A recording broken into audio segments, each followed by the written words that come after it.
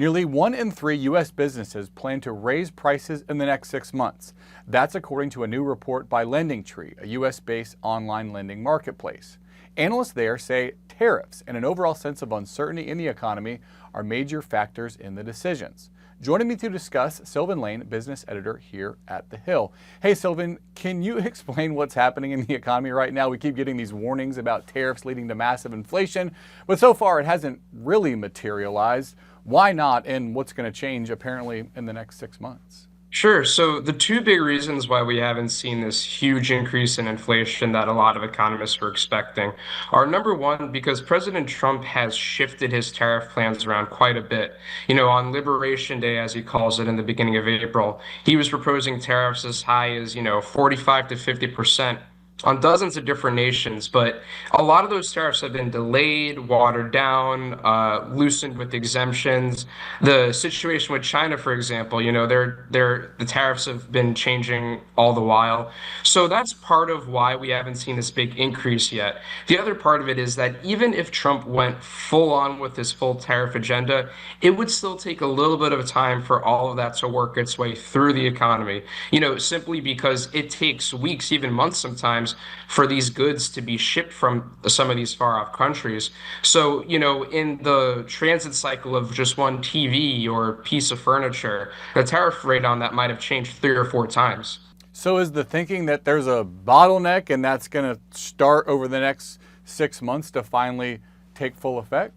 So yeah, a lot of economists think that now that Trump has seemed to, cement some of his or most of his tariff agenda, with him, there's always the chance that something goes up or down depending on what he perceives to be going on with the trade in the world.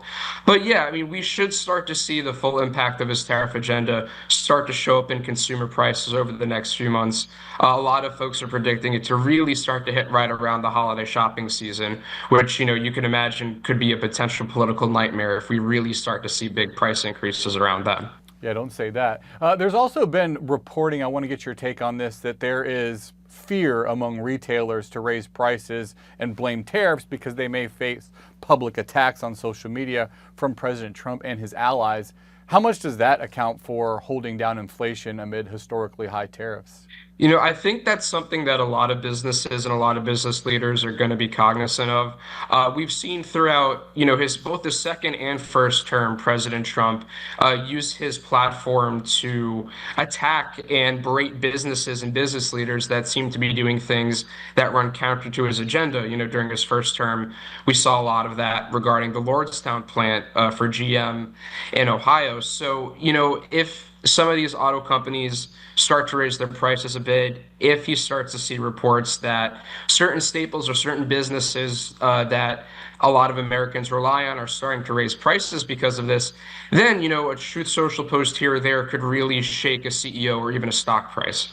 What about the issue of uncertainty more broadly in the economy? Is that just because of Trump's on-again, off-again approach to tariff policy, or are there other factors at play? So the on-again, off-again approach to tariffs is definitely a big part of the uncertainty affecting the economy right now.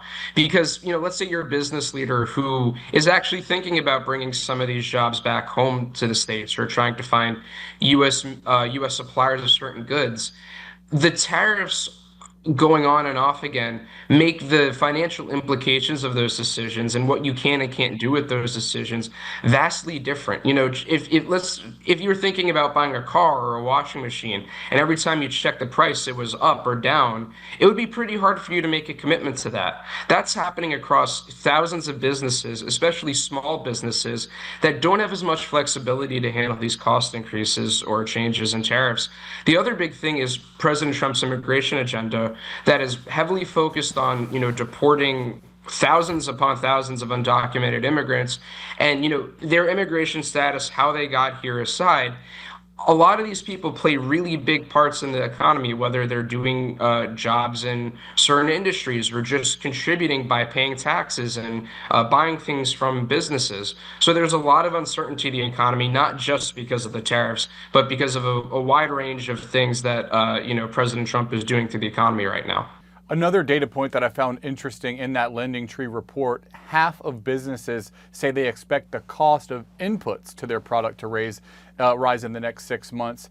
The idea behind the tariffs, according to Trump, is to move manufacturing back to the U.S., but it seems like high input costs could even hurt made in America type businesses. That's exactly right. There are a lot of U.S. manufacturers who, even if they're building their entire product in the U.S., they rely on parts or inputs or different materials that are really hard to get in the United States for one reason or another. I think the auto industry is a great example of that, where even in North America, parts could cross the Canadian or Mexican border between the U.S. Dozens of times and potentially incur a tariff on each of those times. Even automakers who make their cars in the US, they may rely on parts from abroad. So there are a lot of, little things that go into making products where the prices could be going up because of these tariffs. And US manufacturers have to figure out how they're going to navigate those, especially when the tariff rates are going up and down by the week or month. Yeah, another interesting one I saw was beer makers who brew their beer here in the U.S. but get their aluminum cans from overseas, and that increasing the total price when you check out. What are you going to be looking for over the next few months to let us know which way the economy is going? Sure. So, we're going to be paying close attention to the inflation data that's coming in, both on the consumer price side and the producer price side. We should have another couple of jobs reports before the Fed has their next interest rate meeting in the middle of September. And I think that's going to be an interesting point to see where we might be going with the economy, seeing how the Fed responds to all of the jobs and inflation data that has come in since they decided to keep rates steady last month, and much to the chagrin of the president. All right, very interesting. We will continue to follow Sylvan Lane, business editor here at The Hill.